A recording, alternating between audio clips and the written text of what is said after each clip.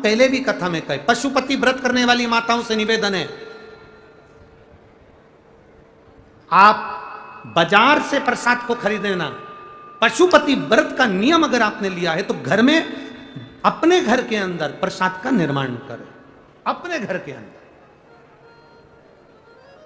खीर बनाए, हलवा बनाए, मीठा चावल बना लो, मीठा भात बना लो, मीठी खीर बना लो, जो तुम बना सकते हो। मीठे का प्रसाद अपने घर में बनाओ। और पशुपति व्रत करने वाली माता इतना याद रखना कि कढ़ैया में, भगोनी में, पात्र में जितना तुमने बनाया है वो सारा की सारा मंदिर में जाना चाहिए। उसके घर के अंदर ये नहीं कि मैं आधा प्रसाद ले जाती हूँ, आधा घर में छोड़ जाती हूँ तो बच्चों के काम आ जाएगा। ना ना ना, अगर तुमने प्रसाद के हिस्से घर के अंदर ही कर दिए तो वो पशुपति व्रत तुम्हारा स्वीकार नहीं होता।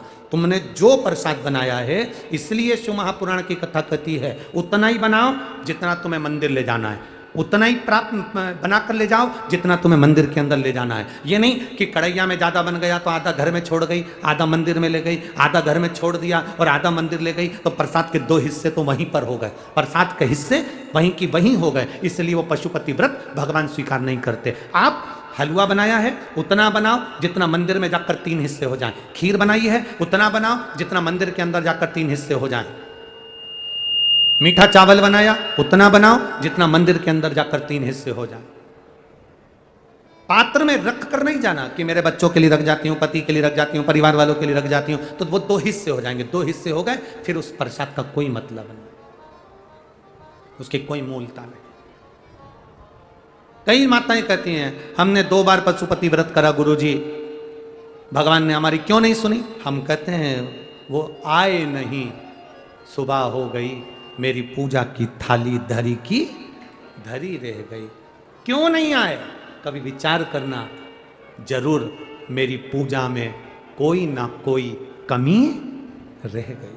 हमारी आराधना में, हमारी साधना में, हमारी पूजन में जरूर कुछ ना कुछ कमी है। इसलिए मेरा विश्वनाथ, मेरा शंभु, मेरा महाकाल, मेरा वैद्यनाथ, मेरा कुबेर भंडारी तुम्हारी झोली भरने नहीं पहुंच पाया। कुछ कमी है हमारे विचारों में, हमारी सोच में, हमारे विश्वास में कमी जरूर है। आप में से कई माताएं ऐसी होंगी जिन्होंने पशुपति व्रत भी करा होगा, कई माताएं ऐसी होंगी जिन्होंने सोमवार का व्रत भी करा होगा, कई माताएं, कई पुरुष, कई भाई, कई बहन, कई बेटियां, कई बच्चे ऐसे होंगे जिन्होंने पशुपति व्रत करा, सोमवार का व्रत करा, भगवान शंकर के मंदिर भी गए, 1 लोटा जल भी रोज चढ़ाया, फिर भी हमारे कष्ट, हमारा दुख, हमारी तकलीफ नहीं कट रहा। फिर भी हमारा कष्ट उतना कि उतना ही रह गया, फिर भी हमारा दुख रह गया, फिर भी हमारा कष्ट रह गया। तो आपके मन में संशय आता होगा कि मैंने इतना जल चढ़ाया, मैंने इतनी पूजन करी, मैंने सोमवार का व्रत करा, पशुपति व्रत करा, शिव जी के मंदिर गई, भजन करा, गुणगान करा, कीर्तन करा, उसके बाद भी मेरा भजन अधूरा रह गया, उसके बाद भी मेरा कर्म पूरा नहीं हुआ, भगवान ने मेरी सुनी नहीं। नहीं, शिव महापुराण की कथा कहती है आप अपना पशुपति व्रत करिए, आप अपना सोमवार का व्रत करिए, आप अपना 1 लोटा जल देवादिदेव महादेव को चढ़ाते रहो। वो नहीं सुन रहा तो भी चढ़ाओ, उसके दरवाजे तक जाते रहो। जब जब आप उसकी चौखट तक जाते रहोगे, 1 लोटा जल देवादिदेव महादेव को समर्पित करते रहोगे। आज नहीं सुना कल सुनेगा, कल नहीं सुना परसों सुनेगा, पर वो सुनेगा जरूर, ये निश्चित है, वो झोली भरेगा जरूर, ये होता है।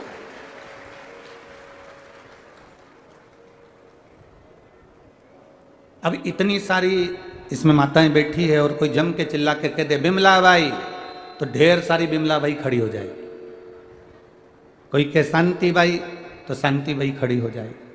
जब हम पुकारते हैं, जब हम आवाज़ लगाते हैं, जब हम पुकारने का प्रयास करते हैं, बोलने का प्रयास करते हैं, भगवान नहीं सुनता। भगवान अगर नहीं सुन रहा, उसके बाद भी हम उसको पुकार रहे हैं, उसके बाद भी हम उसको कह रहे हैं, बार बार आवाज़ लगा रहे हैं, श्री शिवाय नमस्तुभ्यम, बार बार बोल रहे हैं नमः शिवाय, बार बार बोल रहे हैं ओम नमः शिवाय, बार बार बोल रहे हैं 12 अक्षर मंत्र ओम नमो भगवते वासुदेवाय। बार बार हम राम कर रहे हैं, बार बार हम कृष्ण कर रहे हैं, बार बार हम शिव कर रहे हैं, बार बार हम श्री शिवाय नमस्तुभ्यम कर रहे हैं, वो नहीं सुन रहा। उसके बाद भी तुम पुकारते रहो। जब 3, 4, 5, 6 बार आवाज लगाते रहोगे तो निश्चित है एक ना एक बार मेरा महादेव पलट कर जरूर देखेगा और कृपा जरूर करेगा। उसका वो पुकारना तुम छोड़ना नहीं। बोल बम का नारा है, बाबा एक सहारा। आप पुकारना ना छोड़िए, आप भगवान का भजन करना ना छोड़िए, आप भगवान को पुकारना ना छोड़िए।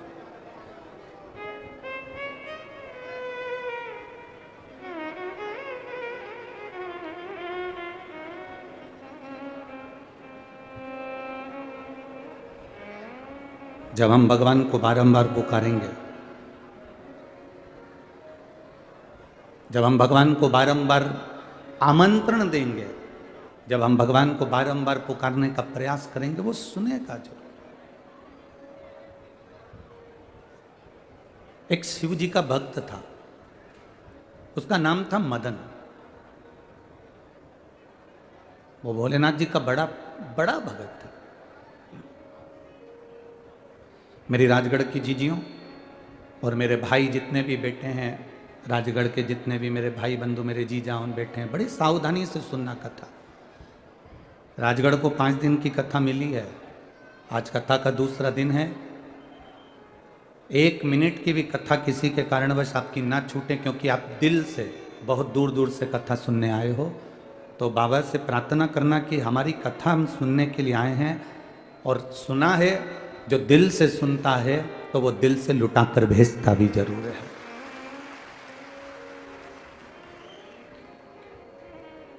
आप दिल से श्रवण करो। एक शिव जी का परम भक्त था मदन, जो भगवान शंकर का परम प्रिय भक्त है।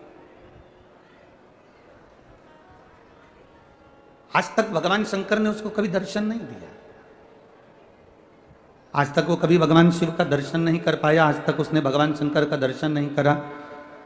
ना शिव जी उसको मिलने आए, ना इसने कभी शिव का दर्शन करा। केवल शिवालय जाता था, शिवालय में जाकर जो मंदिर में भक्त फूल चढ़ाकर जाते थे, उन फूल को उठा लेता था और उन फूल की पंखड़ी को निकालता था, और नीचे का जो डूट होता था, नीचे का जो भाग होता था, उसको फेंक देता था, और फूल की पंखड़ी से शंकर भगवान के मंदिर में शिव जी के आसपास में शंकर जी का श्रृंगार किया करता था।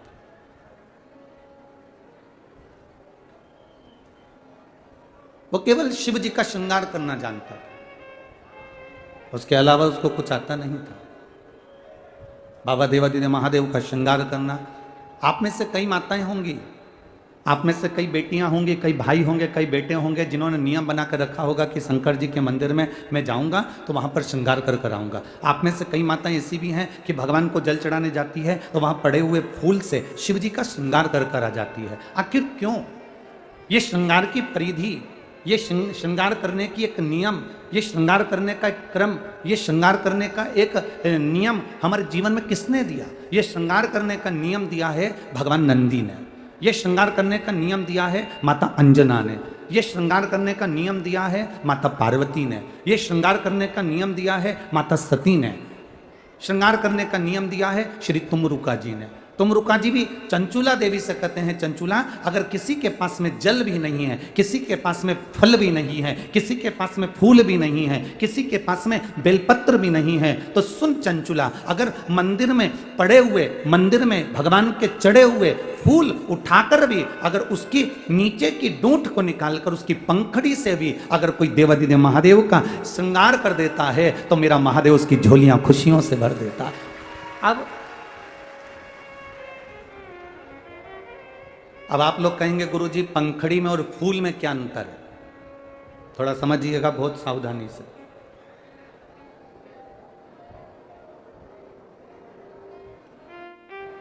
ये फूल है, हमारे हाथ में कितने फूल हैं? ये जम के बोलो जरा। एक पुष्प है। अब ये जो नीचे से डूट तोड़कर फेंक दिया और ये पंखड़ियां, पत्तियां इकट्ठी हो गई, अब ये फूल कितने हो गए, इसकी कोई क्वांटिटी है, इसका कोई हिसाब है कि ये 1 फूल है कि 2 फूल है कि 3 फूल है कि 4 फूल है कि 5 फूल है? शिव महापुराण की कथा कहती है पुष्प एक है।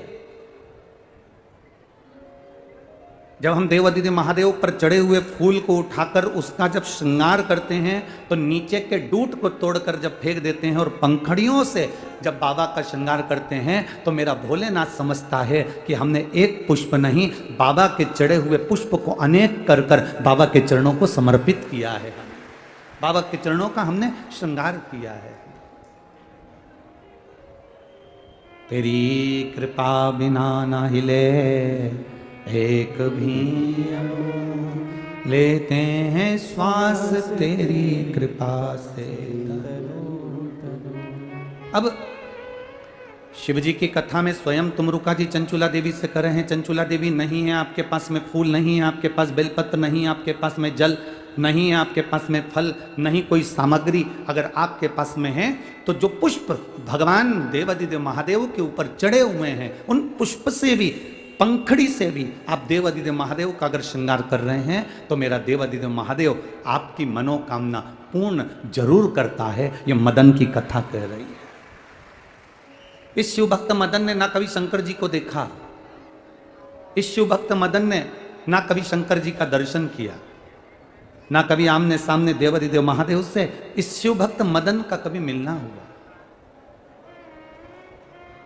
कभी मिलना नहीं हुआ, कभी नहीं देखा उसने। शिव कथा कह रही है, बस उसका एक काम था भगवान देवादिदेव महादेव का भजन, बस एक काम था उसका शिव जी के मंदिर में जाकर शंकर जी का श्रृंगार, शिव जी के मंदिर में जाकर शंकर जी का श्रृंगार करना, केवल एक काम।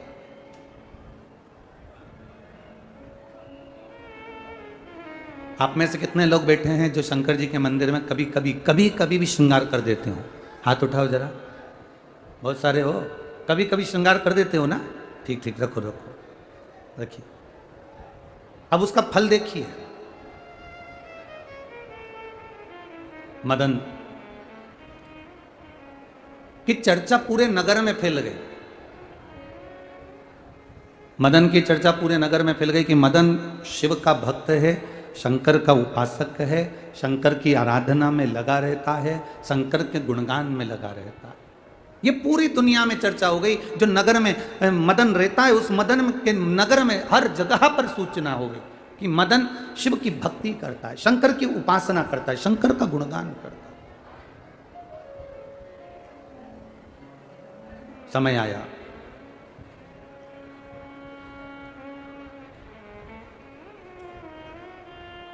नगर के राजा को सूचना मिली, और नगर के राजा को सूचना मिली तो नगर के राजा ने सूचना पाते से ही, सूचना देने वाला कौन,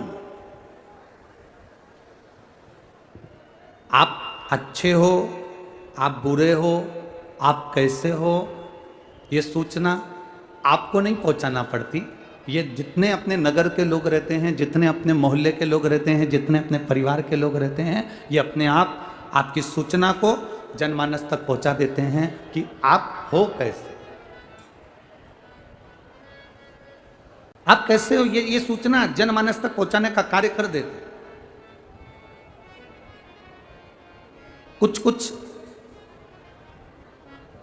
लोग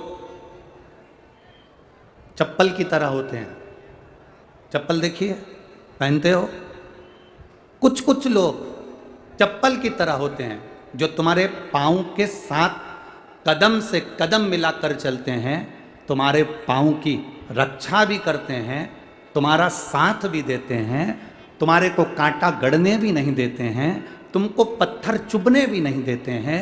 कई लोग चप्पल की तरह होते हैं जो तुम्हारा साथ देते हैं, तुम्हें कांटा नहीं चुभने देते हैं, तुम्हें पत्थर नहीं चुभने देते हैं, तुम्हारे संग संग चलते हैं, तुम्हारी सेफ्टी करते हैं, तुम्हारा साथ देते हैं। पर चप्पल की तरह होते हैं तो वो चलते साथ हैं, रक्षा भी करते हैं, कांटा भी नहीं चुभने देते, पत्थर भी नहीं चुभने देते, पर एक काम जरूर करते हैं, चलते चलते पीछे से कीचड़ जरूर उछालते चलते।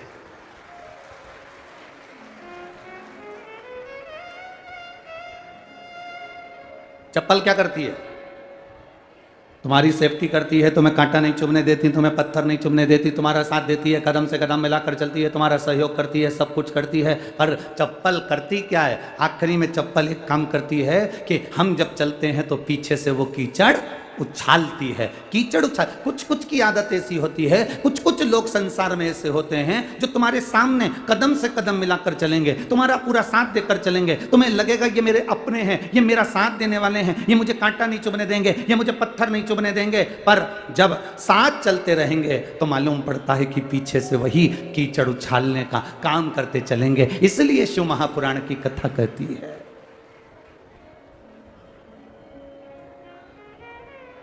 इसलिए शिव तत्व कथा है, शंकर भगवान की आनंदमय कथा कहती है, शिव महापुराण की कथा कहती है कि भरोसा अपने आप पर करिए, दृढ़ता अपने आप की रखिए, विश्वास अपने आप का रखिए, श्रद्धा अपने आप की रखिए।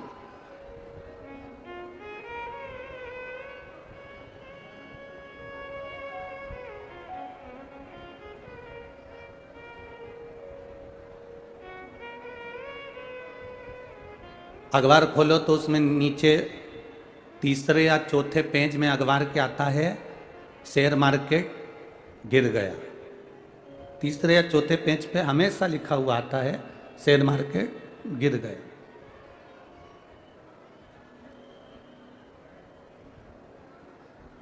शेयर मार्केट गिरा तो अखबार में लिखा हुआ आ गया, पर आज तक ये लिखा हुआ नहीं आया कि आदमी कितना गिरता जा रहा है, वो भी तो तीसरे चौथे पेज में छपना चाहिए। शेयर मार्केट गिर गया ये अखबार में छपा है, पर मनुष्य कितना गिर रहा है। 24 घंटे निंदा, चुगली, बुराई, अपशब्द, ताने देना, गाली देना, आड़ा टेढ़ा कहना, ये सब कुछ लगाओ। किसी ने पूछा गुरुजी ये दुनिया के लोग ताने देते रहते हैं, गाली देते रहते हैं, तो अपन क्या करें? तो हमने कहा उनका काम है, नगर पालिका की, नगर निगम की जब कचरे की गाड़ी चलती है, उस ट्राली में, उस कचरे की गाड़ी में बहुत कचरा पड़ा रहता है, बहुत बदबू मारती है, कचरे की गाड़ी इतनी बदबू मार रही है, इतनी बदबू मार रही है, तो तुम करोगे क्या? तुम कचरे की गाड़ी वाले से बोलोगे है मेरी दुकान के सामने खड़ा है, बदबू मार रही गाड़ी, चल निकल यहाँ से, आगे बढ़। तो वो नगर पालिका वाला, वो कचरे वाला, कचरे की गाड़ी वाला क्या कहेगा तुमसे? ए भैया हमारा तो रोज का काम है, हमें अपना काम करने दो। तो बदबू आ रही है ना, तो बदबू आ रही है तो कचरा वाला बोलेगा मुंह पे रुमाल रख ले ना। बदबू आ रही है तो तेरी नाक बंद कर ले, ये तेरे हाथ में जो रुमाल है इसको मुंह पे रख ले।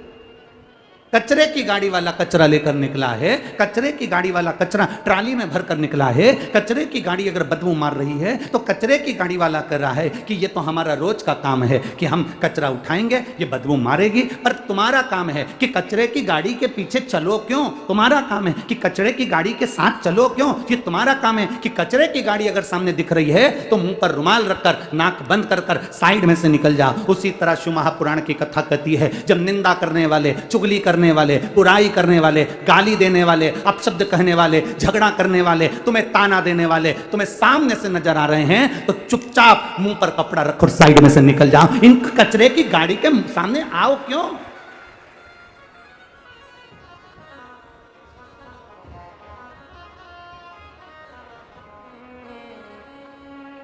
ये कचरे की गाड़ी का काम है बदबू मारना, निंदक का काम है निंदा करना, चुगली करने वाले का काम है चुगली करना, बुराई करने वाले का काम है बुरा कहना, अपशब्द कहने वाले का काम है अपशब्द कहना। तुम कचरे की गाड़ी के साइड में से निकलकर बाहर चले जाओ, क्योंकि उसका काम वो कह रहा है, मेरा काम ही यही है कि मैं निंदा करूंगा, मैं बुराई करूंगा, मैं अपशब्द बोलूंगा, मैं ताना दूंगा, मैं आड़ा टेढ़ा बोलूंगा। तुम साइड से निकलो ना। पर कई लोग ऐसे भी हैं जिनको कचरे की गाड़ी की बदबू बहुत अच्छी लगती है, बहुत अच्छी। कई ऐसे हैं जिनको कचरे की गाड़ी की बदबू, जिनको निंदा बहुत अच्छी लगती है। कोई अगर निंदा कर कर जाए, इतने आप लोग बैठे हो, किसी भी प्रवचन में जाकर बैठना, किसी कथा के अंदर पंडाल में जाकर बैठना, किसी स्थान पर जाकर बैठना, किसी जहां पर अगर कहीं जाकर बैठे हो और अगर कोई तुम्हें भगवान की निंदा करता हुआ मिल जाए, कोई तुम्हें भगवान का अपशब्द कहता हुआ मिल जाए, कोई तुम्हें संत की निंदा करता हुआ मिल जाए, कोई तुम्हें शिव महापुराण की, भागवत की, राम कथा की, राम की, शंकर की, कृष्ण की, कोई संत की, कोई साधु की, कोई गुरु की, किसी सती नारी की, किसी सातित्ववान स्त्री की, किसी कन्या की, किसी बेटी की अगर कोई निंदा करता मिल जाए तो इतने बैठे हो उस समय पर खड़े होकर तुम सबको बोलना चाहिए, ए महाराज हम कथा सुनने के लिए आए, निंदा सुनने के लिए नहीं आए। उस समय पर तुम्हारी वाणी होना चाहिए, तुम्हारे शब्द होना चाहिए।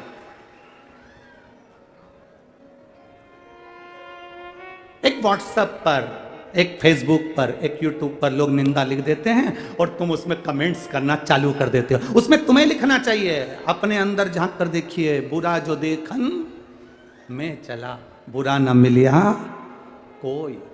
काला चश्मा लगाओगे तो सब काले नजर आएंगे, पीला चश्मा लगाओगे तो सब पीले दिखेंगे, नीला चश्मा लगाओगे तो सब नीले दिखेंगे।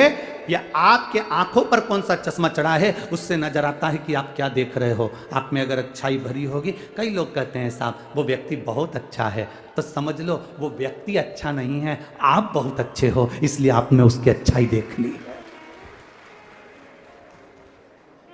कई लोग कहते हैं वो हमारी काकी जी है ना बहुत अच्छी हैं, हमारी जीजी बहुत अच्छी हैं। अगर आप कह रहे हो कि वो जीजी अच्छी है तो वो जीजी अच्छी नहीं है, आप अच्छे हो इसलिए आपको वो जीजी अच्छी लग रही है। आप अच्छे हो इसलिए आपको काकी अच्छी लग रही है, आप अच्छे हो इसलिए मामा अच्छे लग रहे हैं, आप अच्छे हो इसलिए फूफा अच्छे लग रहे हैं, आप अच्छे हो इसलिए जमाना अच्छा लग रहा है। जब हमारी दृष्टि अच्छी नहीं तो हमें कुछ भी अच्छा नहीं लगता, कुछ भी।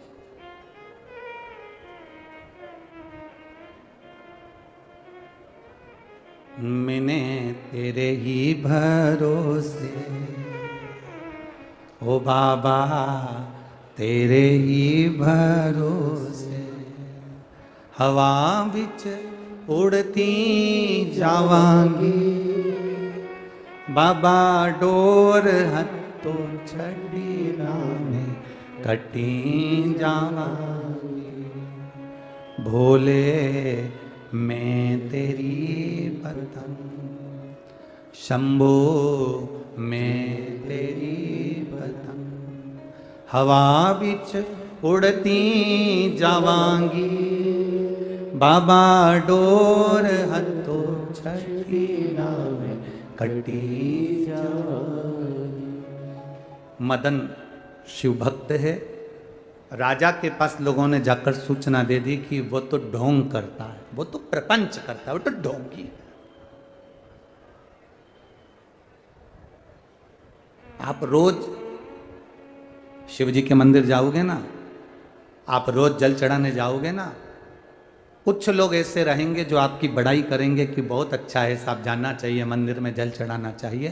पर बाहर के तो बाहर के, घर के भी कुछ लोग ऐसे मिल जाएंगे जो आपके मुंह पर नहीं कहेंगे पर पीठ पीछे कह देंगे ये चल दी वो सियोर वाला महाराज की चेली।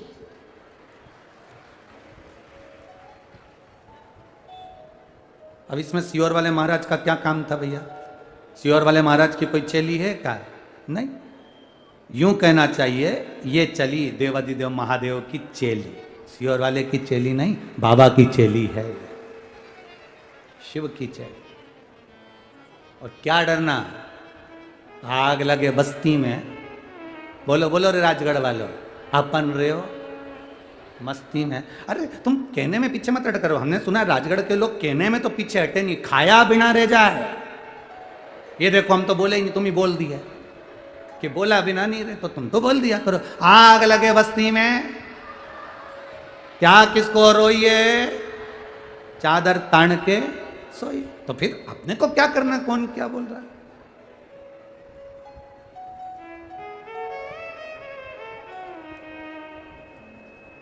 वो कहे अरे मैं सत्संग में जाना जी, चाहे दुनिया ताना मारे, मैं राजगढ़ में जाना जी, चाहे दुनिया ताना मारे, चाहे दुनिया ताने मारे, चाहे दुनिया ताने मारे, मैं शिव पुराण में जाना जी, चाहे दुनिया कहे कहने वाला, बोलने वाला बोलता रहे, अपशब्द कहने वाला अपशब्द कहता रहे, जिसकी जो मर्जी हो वो कहे, अपना कर्म हम करते रहे।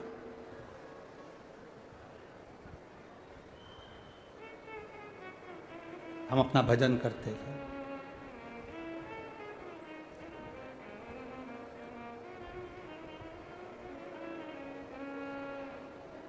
शिव कथा कह रही है, राजा के पास सूचना पहुंच गई कि मदन ढोंगी है। मदन शिव जी की पूजन का केवल एक, शंकर भगवान की भक्ति का केवल एक ढोंग करता है।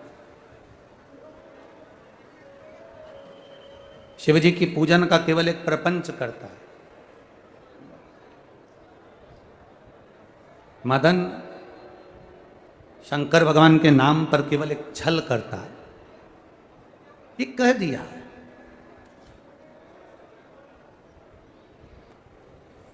अब किसी ने कहा होगा राजा के पास में, तो राजा की बुद्धि थोड़ी तो बिगड़ेगी, थोड़ा न थोड़ा तो मन में आएगा ना कि क्या गलत गलत कहा है, वो व्यक्ति गलत। लोग कहते हैं बिल्ली रास्ता काटती है,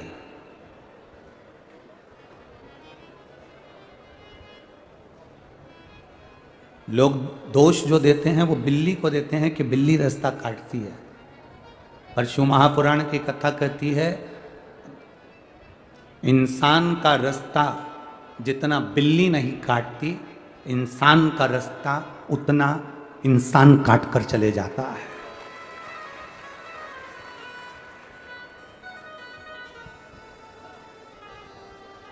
बिल्ली जितना रास्ता नहीं काट रही है जितना मनुष्य मनुष्य का रास्ता काट रहा है।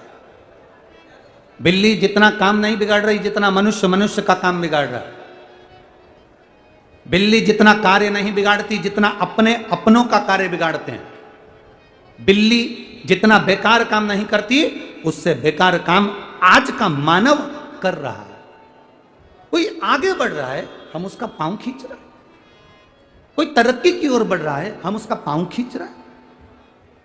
शिव महापुराण की कथा कहती है देवादिदेव महादेव से हमें सीखना चाहिए कि शंकर भगवान के लिए कटोरा भरकर विष आया और मेरे महादेव के सामने माता पार्वती जी बैठी हैं और पार्वती जी ने कहा बाबा भोलेनाथ जी प्रभु सबके लिए अमृत आया, आपके लिए विष आया, आप विष पियोगे? शंकर भगवान कहते हैं अगर संपूर्ण विश्व का कल्याण हो रहा है, संपूर्ण जगत का उद्धार हो रहा है और संपूर्ण देवताओं का उद्धार हो रहा है तो मैं विष पी सकता हूं। और देवादिदेव महादेव ने विष का कटोरा उठाकर विष पी लिया। शिव जी ने विष धारण कर लिया जग कल्याण के लिए, विश्व कल्याण के लिए, जगत के उद्धार के लिए, जगत के कल्याण के लिए शंकर भगवान ने विष पी गए।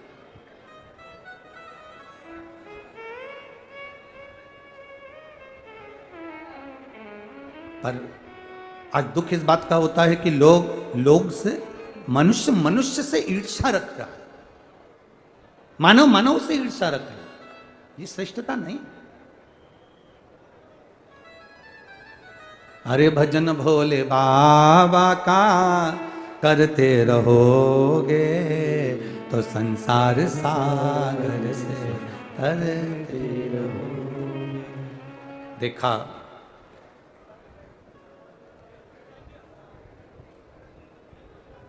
राजा ने सूचना करी, मदन को बुलाया, मदन आओ जरा इधर। सूचना भेजो मदन को बुलाने की। शिव भक्त मदन को बुलाने के लिए सूचना भेजी गई। मदन आए, सामने खड़े थे राजा के भवन में। राजा ने मदन को देखकर पूछा हमने सुना है कि तुम शंकर के उपासक हो, हमने सुना है कि तुम शिव की भक्ति करते हो, हमने सुना है कि तुम शंकर का गुणगान करते हो, हमने सुना है कि तुम शिव मंदिर में रोज सेवा करने जाते हो, हमने सुना है कि शंकर के मंदिर में जो फूल पड़े रहते हैं उन फूल को उठाकर उनके पंखड़ियों को बिखेर कर तुम शंकर के शिवालय का श्रृंगार करते हो और सारी दुनिया में कहते हो कि मेरे भोलेनाथ अपने भक्त के कल्याण के लिए खुद आते हैं। राजा ने मदन भक्त से कहा भगवान नारायण जब आते हैं तो अपने पार्षदों को भेजते हैं। भगवान नारायण आते हैं तो अपने पार्षद भेजते हैं। ब्रह्मा जी आते हैं तो अपने पार्षद भेजते हैं। इंद्र आते हैं तो अपने पार्षद भेजते हैं। और तुम कह रहे हो कि शंकर भगवान तो नंदी लेकर अपने भक्त के कल्याण के लिए खुद आ जाते हैं, शिव दौड़कर आ जाते हैं। मैं कैसे मान लूं, मैं कैसे मान लूं कि शंकर भगवान दौड़कर आ जाते हैं अपने भक्त के लिए। मदन ने कहा कि आप मानो चाहे ना मानो, पर मैं जो बोल रहा हूं मैंने अपने पुराण से, अपने शास्त्र से, अपने वेद से, जो मैंने संतों से, मैंने गुरुओं से सुनकर रखा था कि कोई आए ना आए, पर ब्रह्मा ब्रह्म लोक में रहते हैं, भगवान विष्णु वैकुंठ लोक में रहते हैं, इंद्र लोक में रहते हैं, और भगवान शंकर मृत्यु लोक में रहते हैं। इसलिए जो करीब में रहता है सबसे पहले भाग कर वो आ जाता है अपने भक्त के उद्धार के लिए।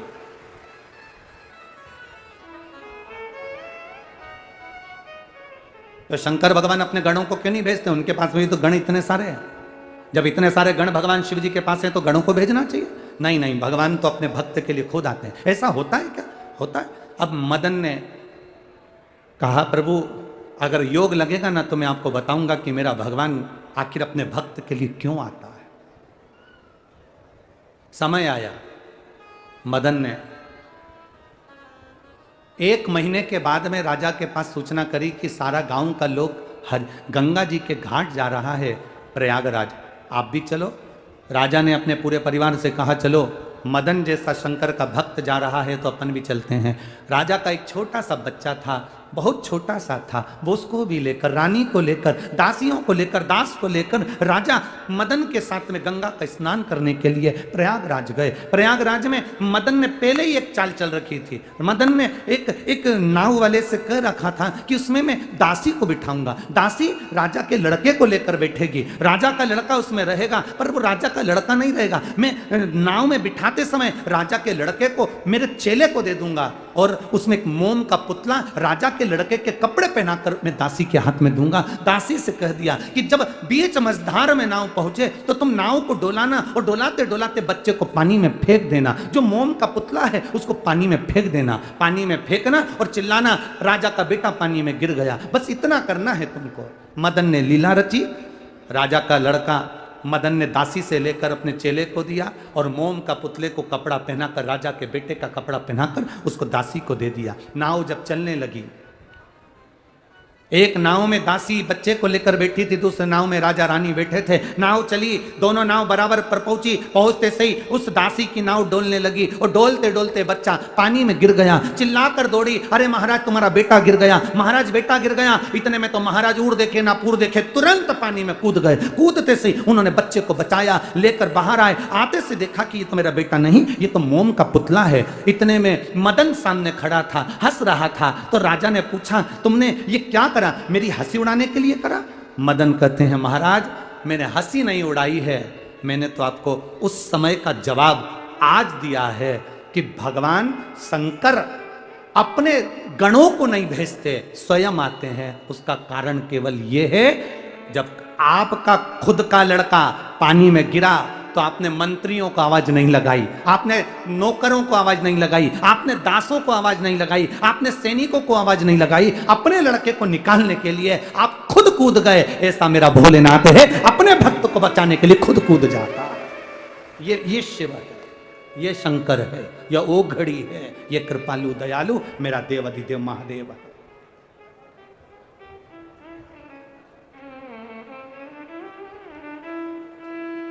लोग कहते हैं, सियोर वाले महाराज कहते हैं कि भगवान ब्रह्मा ब्रह्म लोक में, भगवान विष्णु वैकुंठ लोक में, इंद्र लोक में, सारे देवता अपने लोक में। सियोर वाला महाराज कहता रहता है शिव पृथ्वी लोक मृत्यु लोक में है, बुलाओ उनको तुरंत आ जाते हैं। ऐसा क्या है? पिता है, अपने बच्चे को तकलीफ में देखता है, अपनी बेटियों को तकलीफ में देखता है, किसी की आंख में जल देखता है। और अगर वो शंकर का उपासक है तो मेरा शिव तुम्हें रोता हुआ कभी नहीं देख सकता, वो तुरंत दौड़ कर आ जाता है। वो घड़ी है, शिव कथा कहती है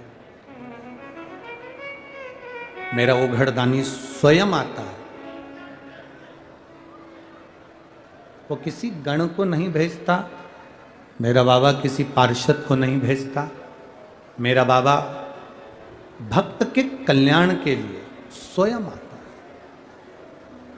और हुआ मां अंजना देवी, जिनके घर में संतान की प्राप्ति नहीं हुई, औलाद नहीं हुई, संतान का सुख नहीं हुआ। जब संतान की प्राप्ति नहीं हुई तो अंजना देवी मातंग बाबा के सम्मुख में बैठकर भगवान शिव की आराधना के लिए जागरूक हुई। और मातंग बाबा ने कहा कि केवल एक काम करो, पार्थिव शिवलिंग का निर्माण कर कर उसकी पूजन और उसकी आराधना करो।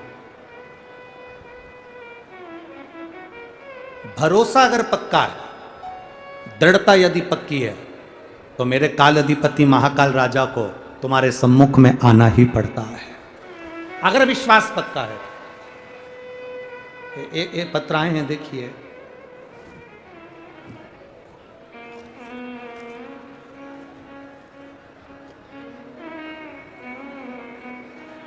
सुषमा सक्सेना,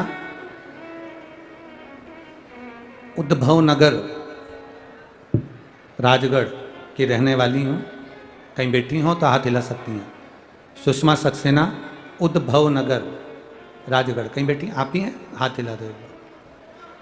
गुरुदेव, मेरे पेट में अचानक दर्द हुआ। यहाँ दिखाने के बाद हम लोग भोपाल दिखाने के लिए गए। वहाँ पर MRI कराई गई और मेरी जो रिपोर्ट थी उस रिपोर्ट में कैंसर बता दिया गया। परिवार के लोग घबरा गए एकदम कैंसर सुनकर। डॉक्टर ने कहा कि ऑपरेशन अभी ही करना पड़ेगा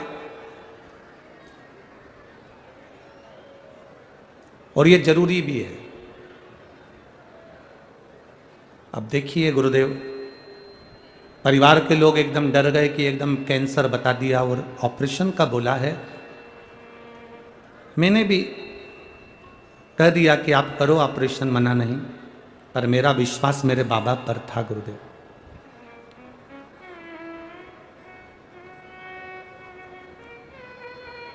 डॉक्टरों ने जो कैंसर बताया था उसका ऑपरेशन किया और ऑपरेशन करने के बाद में जब कीमो आदि की बारी आई तो दूसरी बार कैंसर की जांच फिर कराई। तब तक गुरुदेव मैं भी श्री शिवाय नमस्तुभ्यम बोलती रही, शंकर जी पे चढ़ा हुआ जल मंगवाकर आचमन करती रही। और बाबा की कृपा का मैं क्या गुणगान करूं गुरुदेव। जब दूसरी बार रिपोर्ट कैंसर की जांच की गई तो मेरे शरीर में कैंसर नहीं निकला, मैं स्वस्थ हूं और बाबा के पंडाल में बैठकर कथा सुन रही हूं। मैं बाबा के धाम में बैठकर कथा सुन रही हूं।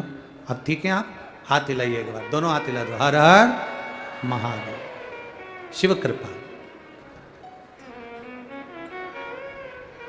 सारी समस्या का हल बोल बम का नारा है। शिव का सहारा लेकर। एक पत्र और बड़ा अच्छा है, देखिए।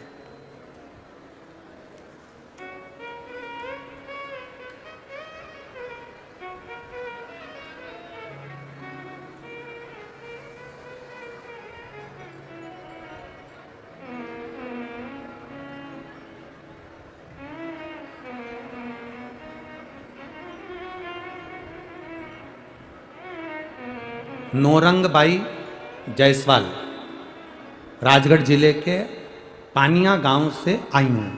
कहीं बैठी हैं नौरंगबाई जायसवाल? राजगढ़ जिले के पानिया गांव से आई हूँ। कहीं बैठी हो तो हाथ हिला सकती हैं। जहाँ कहीं भी बैठी हो, नौरंगबाई जायसवाल दिख गई क्या? अच्छा इधर है, ठीक है माँ, हाथ हिला दो माँ एक बार। मैं नौरंगबाई जायसवाल राजगढ़ जिले के पानिया गांव से आई हूं गुरुदेव। मेरा बेटा योगेश जायसवाल जो आर्मी की तैयारी कई बार कर चुका है पर सिलेक्शन नहीं हो पा रहा था, तब मैं 2022 से शिव महापुराण की कथा चालू करी हूं गुरुदेव। अपने बेटे से कहा तू आर्मी की तैयारी अब की बार कर, मना नहीं। पर शिव जी के मंदिर में जाकर 1 लोटा जल चढ़ाना और बाबा का मंदिर में झाड़ू पोछा लगाकर बाबा की पूर्ण तैयारी तो आर्मी की कर। मैं बाबा का क्या गुणगान करूं गुरुदेव। बाबा ने ऐसी कृपा करी, मेरा बेटा योगेश जायसवाल आज बाबा की कृपा से 2 मार्च 2023 को आर्मी में सिलेक्शन हो गया और लखनऊ में ट्रेनिंग कर रहा है। इसलिए मैं बाबा को यहाँ प्रणाम करने के लिए आया। शिव तत्व इसी को कहते हैं। माँ आपको नमन है और आपके इस प्रताप को भी नमन है कि आपने इससे गर्व से अपने बेटे को जन्म दिया जो भारत माता की सेवा करने जा रहा है। आपको साधुवाद। शिव तत्व की प्राप्ति, भगवान ओगड़दानी की प्राप्ति, हमारा भजन, हमारा कीर्तन, हमारा स्मरण, हमारा मंत्र जाप, हमारा नाम जाप, हम जितना जितना करते जाते हैं बाबा उतनी कृपा हमारे जीवन में करता चले जाते हैं, करता जाए। महाराज खाली न जाता कोई दर से तुम्हारे, खाली न जाता कोई दर से तुम्हारे, मैं भी खड़ा हूँ बाहें पसारे, अपने हृदय से लगा लो लगा लो, गिरा जा रहा हूँ उठा लो उठा लो, प्रभु अपने दर से अब तो न टालो, गिरी जा रही हूँ उठा लो। माता अंजना, माँ स्वयं अंजना देवी, माता अंजना मातंग बाबा के बताए अनुसार सेवा में तल्लीन हो गए।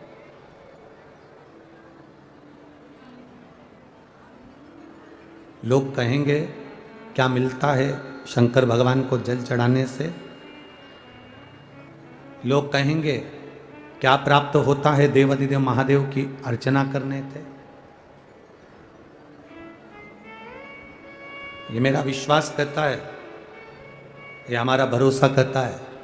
आप इतने पंडाल भर भर के इतने भक्त राजगढ़ की पावन धरा पर आए हैं, ये मेरा विश्वास कहता है कुछ ना कुछ अगर आपने एक बार पशुपति व्रत करा होगा या शिव जी के मंदिर में जाकर 1 लोटा जल चढ़ाया होगा, तो ये मेरा भरोसा कहता है कि बाबा ने कुछ ना कुछ तुम्हारा कार्य किया जरूर होगा। ये निश्चित है, खाली नहीं छोड़,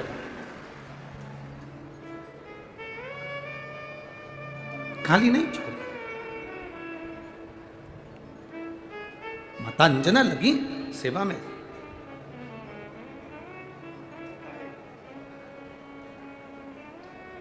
पार्थिव शिवलिंग का निर्माण करना, उसका पूजन करना।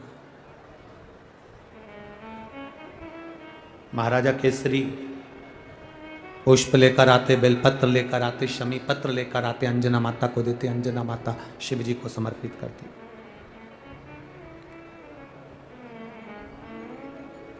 शिव भक्ति के बल को मां अंजना ने बढ़ाया।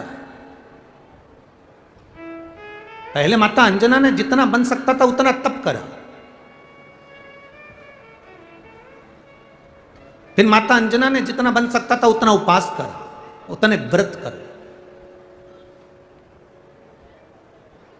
फिर माता अंजना ने जितना बन सकता था उतनी साधना करी, उतनी साधना।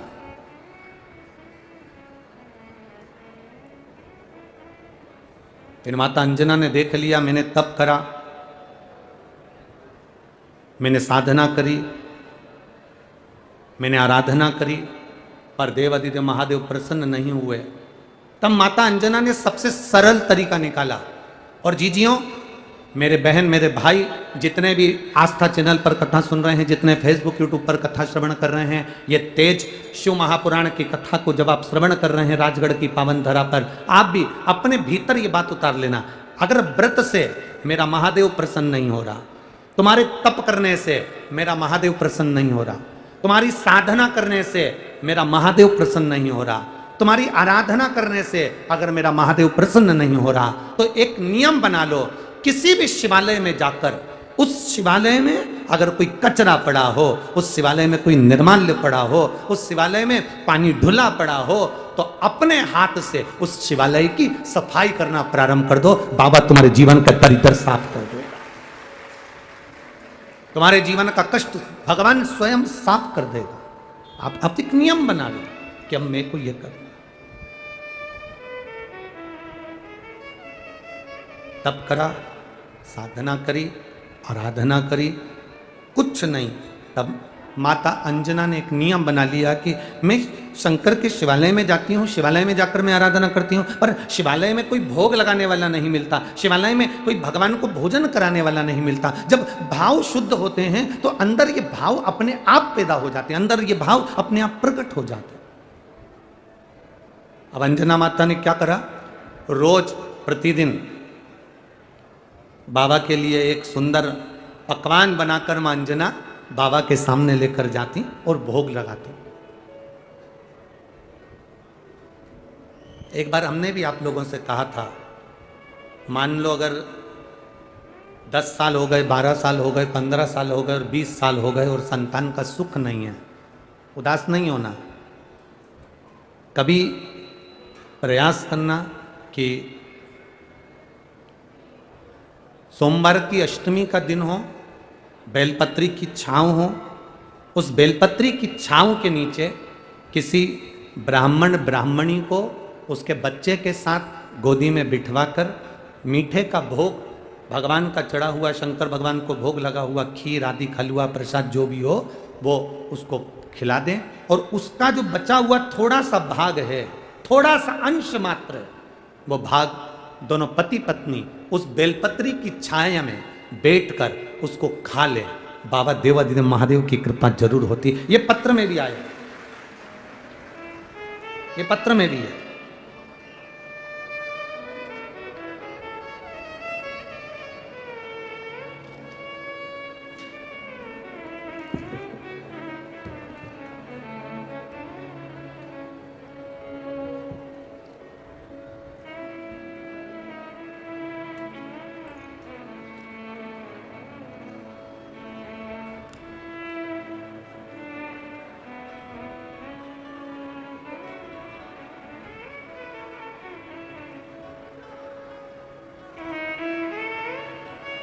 मैं रोली शर्मा, महादेव की बेटी रोली शर्मा, कहीं बैठी हो तो हाथ हिला सकती हैं। मैं रोली शर्मा, कहीं बैठी हो तो हाथ हिला सकती हैं।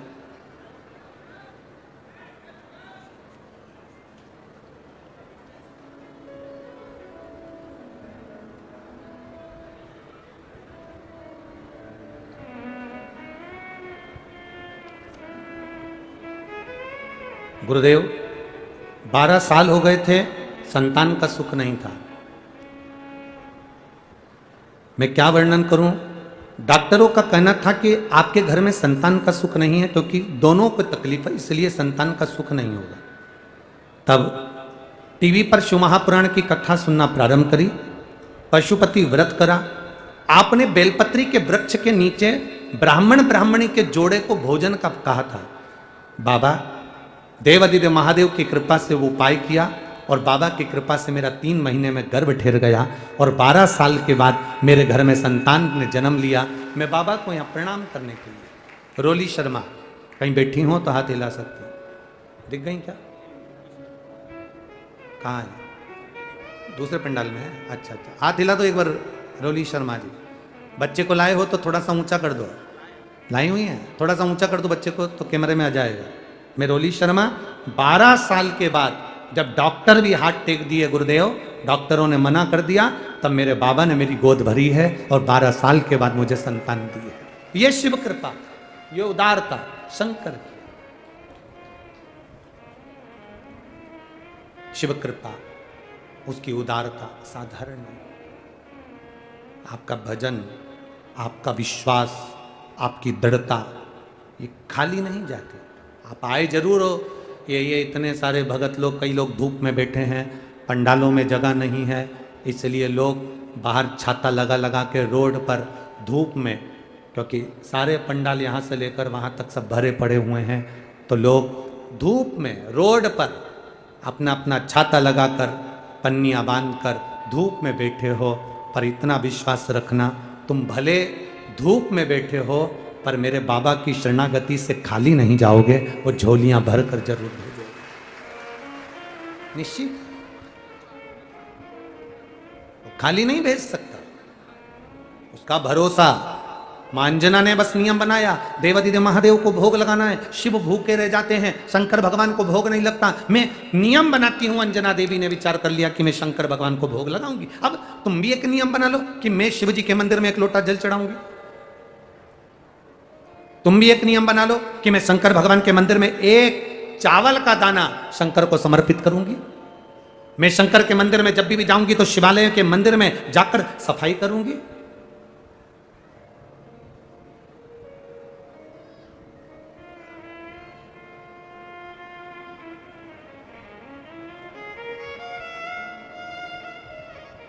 शरीर में अगर रोग भी आ गया तो मैं बाबा के भरोसे भगवान शिव की आराधना कर कर, बाबा के मंदिर की सफाई कर कर अपने जीवन को सार्थक करूंगी। एक विश्वास के साथ, एक भरोसे के साथ, एक दृढ़ता के साथ हम शिव की आराधना करें,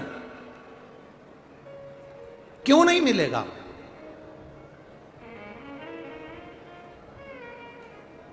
क्यों नहीं प्राप्त होगा? माता अंजना प्रसाद तैयार करती, बाबा को भोग लगा। अंजना ने प्रसाद सिद्ध करा, सामग्री सिद्ध करी, माता अंजना ने बनाया भोग, भगवान को जाकर लगाती। प्रतिदिन का नियम बना लिया माता अंजना ने कि मैं भगवान को प्रदोष काल में, प्रदोष के समय पर, शाम के समय पर भोग लगाऊंगी। ये हमारे यहाँ शास्त्र सम्मत कथा है। शिव महापुराण की कथा आज भी कहती है महाराज, शंकर भगवान का चरित्र वर्णन करता है। पहले हमारे यहाँ सनातन धर्म में, हिंदू धर्म के अंतर्गत हमारे यहाँ पक्षी का दाना निकालते थे, मछली के लिए दाना निकालते थे, नदी में डालने के लिए, चींटी के लिए दाना निकालते थे। हमारे यहाँ गाय की रोटी निकालते थे, कुत्ता की रोटी निकालते थे। ये हमारे सनातन धर्म में जो चीज़ें चली आ रही हैं, ये कोई अलग नहीं है, इसको हमारे सनातन धर्म में लिया गया है। आज भी प्रदोष काल में शाम के समय अगर किसी वृक्ष के नीचे जाकर थोड़ा सा मीठा, थोड़ी सी कोई सामग्री हम अगर वृक्ष के नीचे समर्पित करते हैं तो उससे हमारे पितृ भी प्रसन्न होते हैं और हमारे कुल देवता भी प्रसन्न होते हैं और हमारी झोली भरते हैं। ये हमारा तत्व कहता है, ये हमारा सुख कहता है।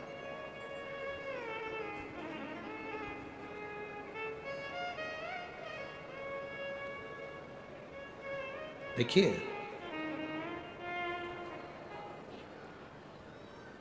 मां अंजना सामग्री सिद्ध करती हैं, बनाती हैं, जाती हैं शिवालय में, शंकर भगवान के मंदिर में, शिवालय में जाकर भोग लगाती हैं।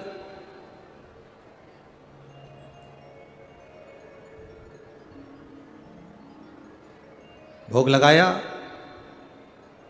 प्रणाम करा, आई वापिस। करते करते समय निकल गया।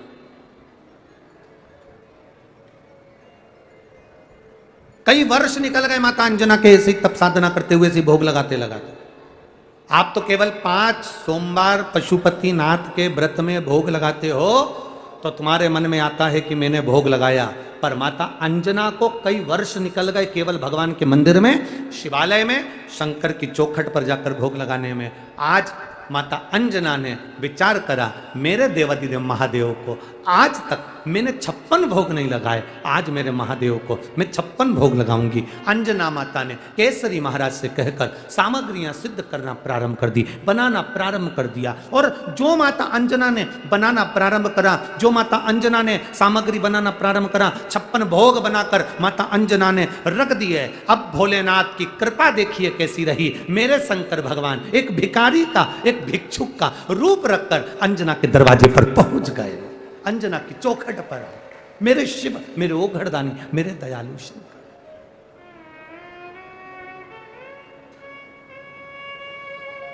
अब बूढ़े भिखारी का रूप रखकर, बूढ़े भिक्षुक का रूप रखकर दरवाजे पर पहुंचे, द्वार पर पहुंचकर अलख लगाई। और यही हमारा जीवन, यही हमारी सार्थकता है।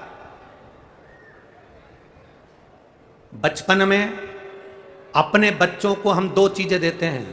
एक, बच्चे को कोई गिफ्ट दिलाते रहते हैं, जन्मदिन पर उपहार दिलाते रहते हैं, कोई सामग्री अपने बच्चों को देते रहते हैं। शिव महापुराण की कथा कहती है अपने बच्चों को आप बचपन में उपहार दिलाएं ना दिलाएं चलेगा, पर शिव महापुराण की कथा कहती है अपने बच्चों को बचपन में हमारे सनातन धर्म के संस्कार जरूर दिलाएं, जिससे आने वाली पीढ़ियां संस्कारित बनती चली। आप उपहार दें ना दें, उपहार दोगे बच्चों को प्राप्त कर लेंगे। बच्चों को उपहार नहीं दिया तो बच्चे क्रोध करेंगे, रोएंगे, चलेगा। उपहार नहीं दोगे बच्चे रोएंगे, चल जाएगा। पर यदि संस्कार बच्चों को नहीं दिए तो बच्चों को भी रोना पड़ता है और माता पिता को भी रोना पड़ता है। इसलिए संस्कार बहुत जरूरी है, बहुत जरूरी। हम तिवारी परिवार को बहुत बहुत साधुवाद देते हैं, धन्यवाद देते हैं। पंडित श्री हरिचरण तिवारी जी को साधुवाद देते हैं कि आपने अपने ये बच्चों को, आशीष तिवारी जी को जो संस्कार दिए हैं उसके लिए बहुत बहुत साधुवाद, जिससे ये शिव महापुराण की कथा आप और हमको श्रवण करने को मिल रही। ये संस्कार होना चाहिए बच्चों को।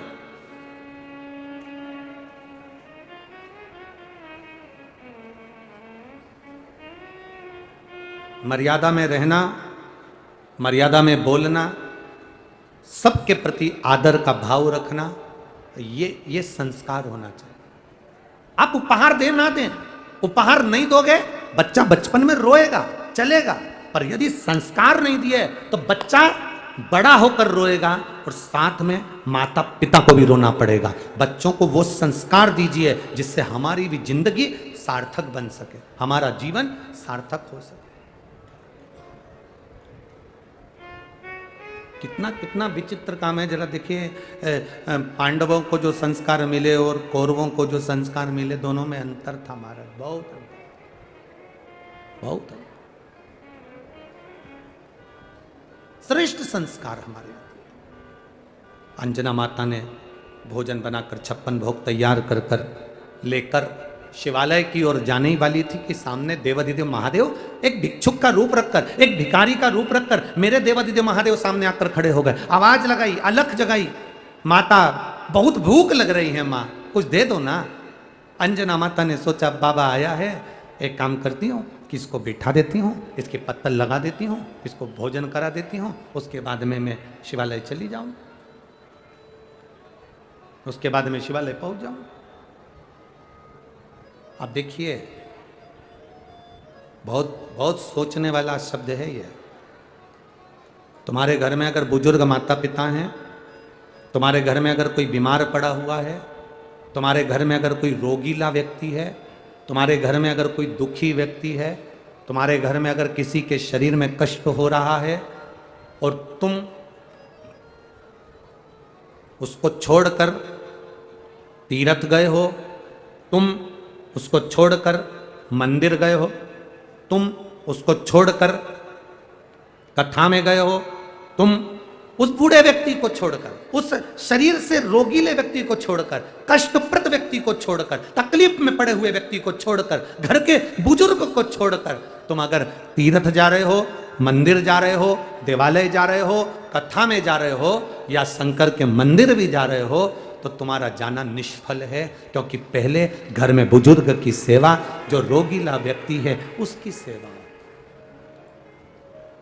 एक पत्र आया है, उस पत्र में एक बहन ने लिखा है, मेरी सास 100 के पार।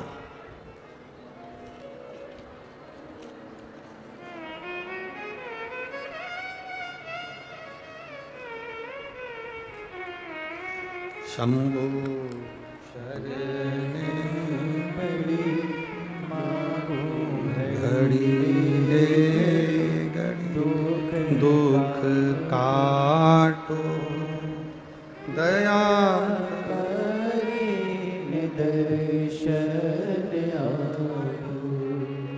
शंभु शरण पड़े मांगू घड़ी रे घड़ी दुख काटो दया करी दर्शन आपको शंभु शरण पड़े मांगू घड़ी रे घड़ी दुख काटो दया करी दर्शन। मैं सीमा श्याम बिहारी कौशिक निवासी छापी हेड़ा, कहीं बैठी हैं तो हाथ हिला सकती हैं, कहीं बैठी हो तो अपना हाथ हिला सकती हैं।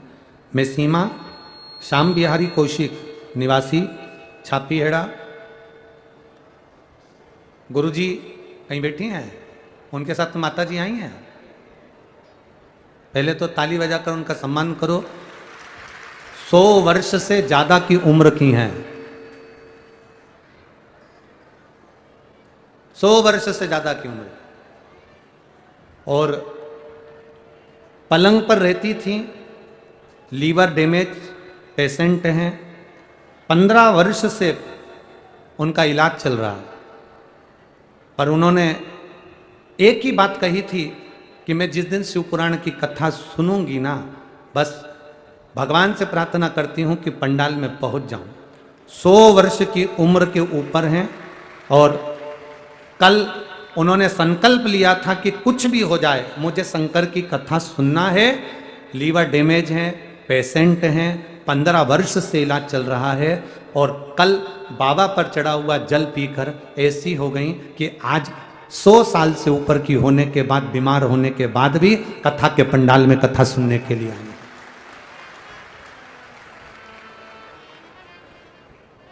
मां प्रणाम आपको।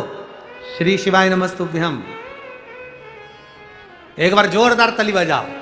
इसको कहते हैं साधुवाद का। बैठिए मां, प्रणाम। इसको साधुवाद का कहते हैं। राजगढ़ के कई लोग ऐसे होंगे जो बहुएं, घर के पुरुष घर की पत्नियों को कह रहे होंगे इतनी भीड़ है, दूर पार्किंग होगी, पैदल चलना होगा। अरे एक एक बच्चे को राजगढ़ के सीख लेना चाहिए कि 100 साल से ऊपर लीवर और किडनी डैमेज, उसके बाद भी शिव की शरणागति में पहुंचे। और यहां 3 बार चल रहे, 5 बार फैशन कर रहे, उसके बाद भी 5 किलोमीटर दूर है, गाड़ी बहुत दूर छूट जाती है। हमसे तो नहीं बने, हमसे तो।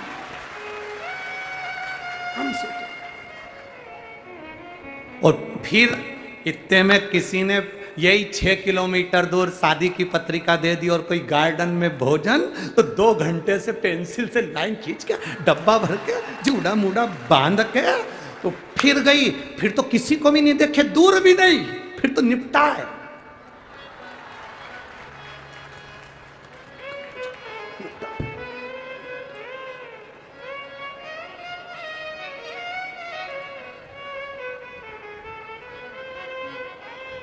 पानी पतासे वाले के पास पहुंच गई, गिने खाओ। बोल रही मैंने तो 3 ही खाई। पति भी बोल रहा नागिन नागिन नागिन, तू तो खाए जा ना। आखिरी में शादी में पानी पतासे वाले ने भी 3 बार बाल को खुजाया, तब इसका ध्यान गया, हाथ बेकार हो गए, अब नहीं खाऊंगी, तब दिखाओ उसको। तो छोड़ा, सीखो। 100 साल से ऊपर की उम्र, 15 साल से लीवर डैमेज पेशेंट, चल फिर नहीं सकती थी। बहू से कहा मुझे शिव जी का जल ला दे, राजगढ़ में कथा हो रही है, छिपा है, ये छापी हेड़ा से पास में ही हूँ, एक बार मन है बाबा की कथा पंडाल में बैठकर सुन लूँ।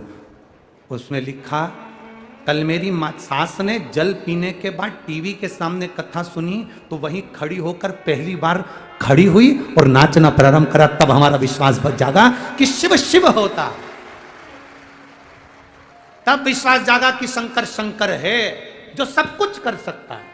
बस विश्वास जागृत होना चाहिए, हमारा भरोसा दृढ़ होना चाहिए। एक भरोसा जागृत हो। हमने पहले भी कथा में कहा, आज फिर कहते हैं, सोने की रकम पहन कर आओगे तो तुम पर चोर की नजर होगी, तुम्हारी सुंदरता होगी तो लुच्चों की नजर होगी, और अगर गले में रुद्राक्ष और तुलसी की माला होगी तो महादेव की नजर होगी। महादेव की नजर। इसलिए निवेदन है, शिव महापुराण की कथा में आने वालों से हम प्रार्थना करते हैं, निवेदन करते हैं। कुबेरेश्वर धाम आने वालों से प्रार्थना करते हैं, महाकाल के मंदिर में जाने वालों से प्रार्थना करते हैं, काशी में जाने वालों से प्रार्थना करते हैं, शंकर के मंदिर में जाने वालों से प्रार्थना करते हैं, और शिव महापुराण में आने वालों से प्रार्थना करते हैं, अपने गले में, अपने तन पर सोने की माला पहनकर मत आओ, कोई कीमती सामान लेकर मत आओ, क्योंकि मेरे महादेव के लिए तो आप ही कीमत वाले हो, सोने की रकम कीमत वाली। मेरे महादेव के लिए आप कीमती हो, आप कीमत वाले हो।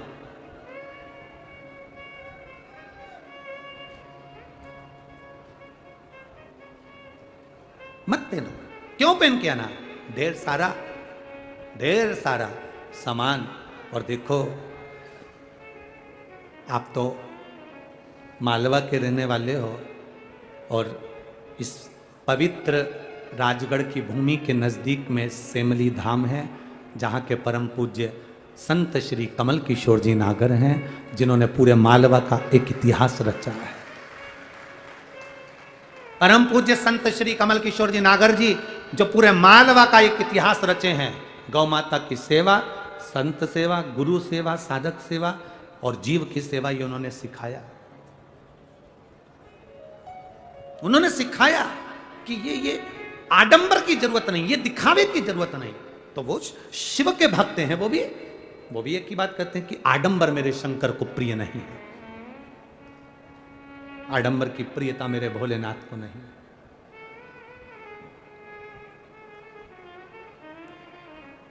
ये जितना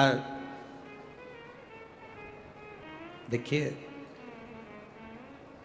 कितने भी सुंदर बन जाओ ना, एक दिन ऐसा आता है कि काया धीरे धीरे ढलती चली जाती है, शरीर बूढ़ा होता है, व्यक्ति की ताकत बूढ़ी होती है, राज सत्ता भी बूढ़ी होती है,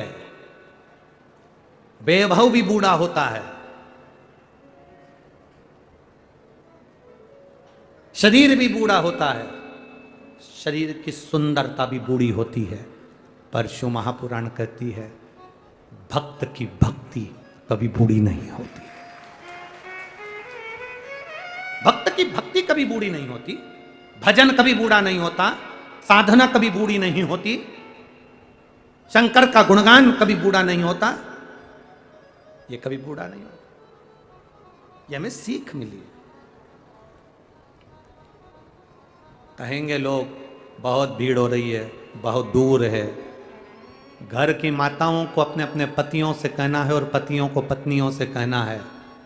5 दिन की कथा राजगढ़ में हो रही है। हमने पहले भी कहा था, हेलीकॉप्टर को उतारने के लिए हेलीपैड बनता है, जिसमें चूने से एच लिख देते हैं तो हेलीकॉप्टर वहां उतर जाता है। 5 दिन के लिए वो कैलाशपति महादेव को उतारने के लिए ये शिव पुराण का हेलीपैड बना है, जिस पर शिव उतरता है। नंदी पर बैठकर मेरे देवाधिदेव महादेव प्रदोष काल में प्रतिदिन मेरा महादेव प्रतिदिन निकलते। ये हेलीपैड है जिस पर मेरा महादेव लोग कहते हैं महाराज जी आप कहते हो कि शिव महापुराण की कथा में शंकर जी सुनते हैं, शिव महापुराण की कथा होती है, वहां भगवान आते हैं और भंडार भर के 3 महीने में मनोरथ पूर्ण कर देते हैं, लोगों की गोदी भर देते हैं, झोली भर देते हैं, ऐसा क्या है? तो उसका कारण केवल इतना सा है, हेलीपैड पर हेलीकॉप्टर उतरता है और शिव महापुराण के पंडाल देखकर मेरा महादेव उतरता है और कृपा कर चले जाता है। ये उसकी करुणा, ये उसकी उदारता।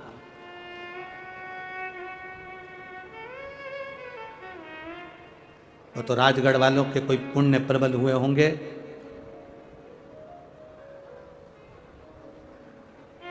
जो यीशु महापुराण की कथा आशीष तिवारी जी लेकर माँ जालपा की इस पुण्यमय धरी पर आ गए, ये उसकी कृपा से प्राप्त हो गए। ये तो जीवन की एक सिद्धता है, जीवन का एक आनंद है। भक्ति को कम नहीं होने देना, विश्वास को कम मत होने देना, तुम्हारे भरोसे को टूटने मत देना। कोई कितना ही कहे नहीं साहब 5 दिन की कथा है, मेरा शिव महापुराण छूटना ना चाहिए, मैं जाऊंगी शिव कथा सुन। लोग कहेंगे टीवी पर तो आ रही है, नहीं साहब टीवी पर तो मैं रोज सुनती हूँ, पर आज अपने नगर में हो रही है, अपने क्षेत्र में हो रही है, 100 किलोमीटर दूर, 50 किलोमीटर दूर मेरे बाबा ने मुझे बुलाया है, मैं जाऊंगी। धन्यवाद दूंगा मैं इस क्षेत्र के। मैंने देखा फूलमाली समाज, यहाँ रास्ते में फूलमाली समाज भंडारा चला रही है। हमने रास्ते में देखा कई परिवार, कोई पानी पिला रहा, कोई कुछ कर रहा, कोई कुछ कर रहा। साधु बात, कोई ने अपने ट्रैक्टर अपने अपने गांव में लगा दिए, चलो शिव कथा सुनने के लिए। कोई ने अपनी अपनी गाड़ियां डीजल डलवा कर लगा दी, चलो शिव महापुराण की कथा सुनने के लिए।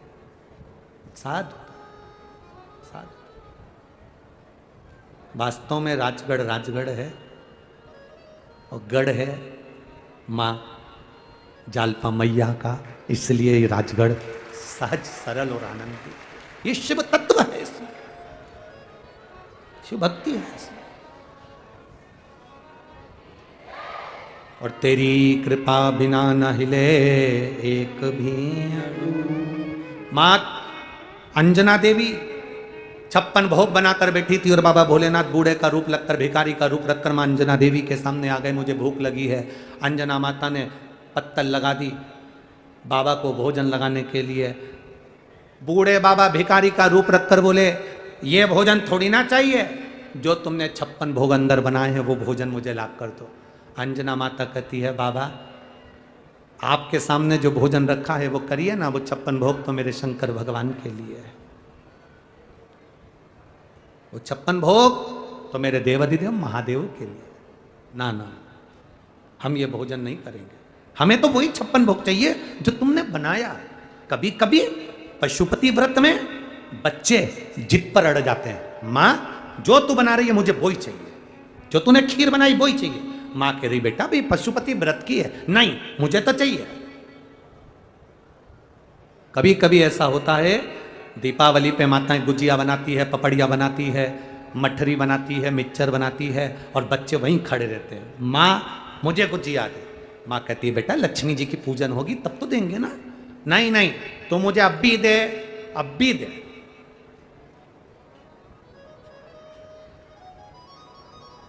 मां मना करती है, नहीं नहीं नहीं दे सकती क्योंकि लक्ष्मी जी की पूजन नहीं हुई, अभी नहीं दो ना मां, मुझे तो दे। तब मां उलझन में फंस जाती है। तब मां एक काम करती है कि अब बच्चा जिद कर रहा है तो मां उस गुजिये में से कुछ गुजिये लक्ष्मी जी के भोग के लिए अलग रख देती है और उसमें से थोड़ा सा गुजिया निकाल कर बच्चे को दे देती है। पर मेरे भोलेनाथ जी जो दरिद्र का रूप, जो बूढ़े का रूप रखकर आए हैं, उन भोलेनाथ ने कहा ना, जितना 56 भोग तुमने अंदर बनाया है अंजना माता, वो 56 भोग मुझे चाहिए। अब तो अंजना माता को क्रोध आ गया, गुस्सा मां को आया और अंजना माता को क्रोध आया और अंजना माता ने कहा, बाबा आप कहें तो मैं दूसरा भोजन बनाकर आपको दे दूं, पर वो 56 भोग नहीं दे सकता। मैं वो 56 भोग नहीं दूं, वो तो मैंने देवाधिदेव महादेव के लिए बनाया। बूढ़ा बाबा भिखारी का रूप रखकर जो आए थे मेरे भोलेनाथ, वो रसोई घर के अंदर प्रवेश कर गए।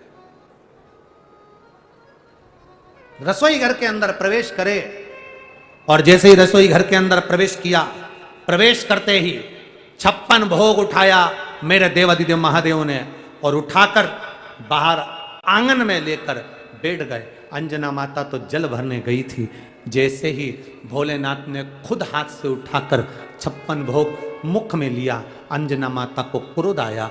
पर अंजना माता ने सोचा झूठा तो कर दिया, तो अंजना माता ने मन में विचार करा, हे महादेव, हे देवाधिदेव, हे भोलेनाथ, हे विश्वनाथ, मेरे शंकर, आप जहां हो इस संत के अंदर बैठकर आपका 56 भोग आप स्वयं खा लो। यह अंजना माता का, आपका 56 भोग आप स्वयं पाइए,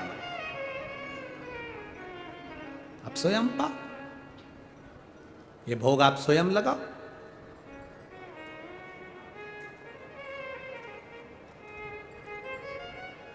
बस शंकर भगवान उसी दरिद्र भिखारी के भीतर से सम्मुख में मेरा कालाधिपति, जटाधारी, मुकुटधारी, चंद्रधारी, त्रिपुंडधारी, त्रिशूलधारी मेरा शिव प्रकट हो गया, मेरा शंकर सामने आ गया।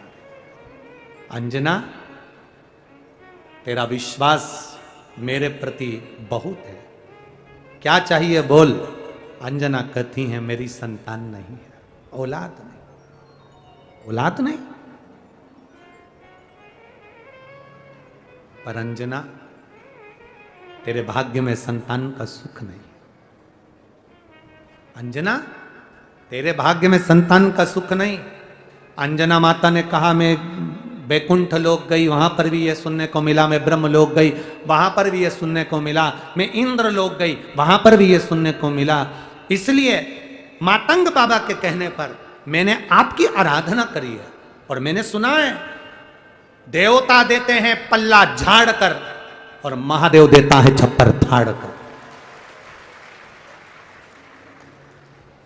आप मुझे दोगे, ये मेरा विश्वास करता है, भरोसा करता है, ये मेरा भरोसा करता है, आप दोगे। और शिव जी कभी थोड़ा बहुत नहीं देते। भगवान कृष्ण के घर में जब औलाद नहीं हुई, भगवान कृष्ण के घर में जब संतान नहीं हुई, तब गर्गाचार्य बाबा के कहने पर अपनी रानियों के साथ बैठकर 11-11 दिन तक अनुष्ठान करे, तो भगवान शंकर ने एक एक रानी को 11-11 संतान दी। भगवान कृष्ण की 16,108 रानी की यहाँ 11-11 संतान हुई, 10 छोरे 1 छोरी, तो 1,77,186 भगवान कृष्ण के घर में बच्चे हुए। अब अंजना माता को भगवान अंजना जी कह रही हैं, प्रभु ब्रह्मा जी ने मना करा, सब ने मना करा, पर मेरा विश्वास करता है, मेरे गुरु ने कहा है कि आप भाग्य को भी पलट देते हो और आप जो देते हो छप्पर फाड़ कर देते हो। शंकर भगवान ने कहा अंजना तू चिंता मत कर, तू इतना विश्वास रखती है ना, अपने गुरु के वचन पर तूने विश्वास करा। शिव महापुराण के वचन पर जो विश्वास करता है, शंकर भगवान की बताई हुई बात पर जो विश्वास करता है, शिव पुराण के वचन पर जो विश्वास करता है। कई लोग ऐसे भी मिलेंगे, सुन लेते हैं, हाँ क्या होगा जल चढ़ाने से, क्या होगा बेलपत्री के नीचे जाने से, क्या होगा बेलपत्री के नीचे दिया लगाने से, क्या होगा शंकर भगवान को बेलपत्री पर शहद लगाकर चढ़ाने से, क्या होगा चावल का दाना चढ़ाने से, क्या होगा दुर्वा चढ़ाने से। ये पत्र आधे से ज्यादा तो हम पढ़ भी नहीं पाते और आपके ही नगर के पत्र आपको ही छोड़कर जाएंगे। कभी इनका स्मरण करिएगा कि क्या होता है शंकर की कथा पर विश्वास करने पर शिव क्या दे देता है। ये अंजना माता से भगवान शंकर कह रहे हैं, तुमने मातंग ऋषि का कहना माना, इसलिए तुम्हारे यहाँ संतान जरूर होगी। मैं स्वयं अपने तेज को पवन देव के माध्यम से तुम्हारे गर्भ में भेजूंगा और तुम्हारे गर्भ से जो संतान उत्पन्न होगी उसका नाम हनुमान होगा। हनुमान। पर अंजना सुनो, अंजना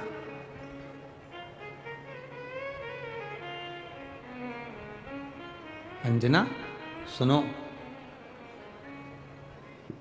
प्रथम बार में तुमने मुझको एक भोग ला कर दिया,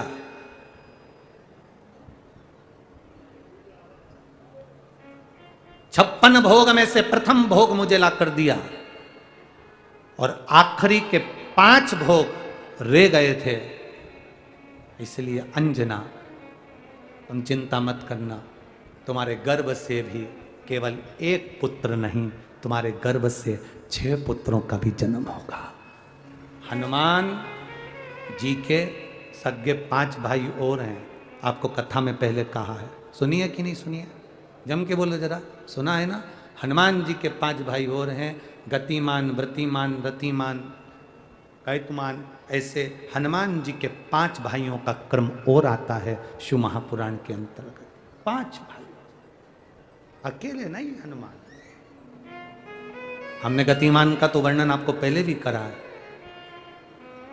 कि हनुमान जी के चरण के सिंदूर से जिस फैक्ट्री को, जिस गाड़ी को, जिस लोहे का जो कारखाना हो जो नहीं चल रहा हो, गाड़ी बार बार खराब हो रही हो और बार बार एक्सीडेंट हो रहे हो, बार बार तकलीफ भोग रहे हो, तो श्री हनुमान जी के भाई गतिमान का नाम लेकर स्वस्तिक बनाने का बोला था। याद है किसी को?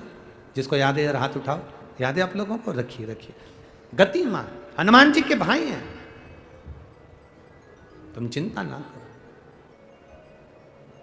और समय आया और उस समय के अंतर्गत मां के सुंदर आनंद से पवन तनय संकट हरन मंगल मूर्ति रूप राम लखन सीता सहित हृदय बसौ सुर। शिव के एक अंश मात्र, शंकर का एक स्वरूप माता अंजना के गर्भ में पहुंच गए।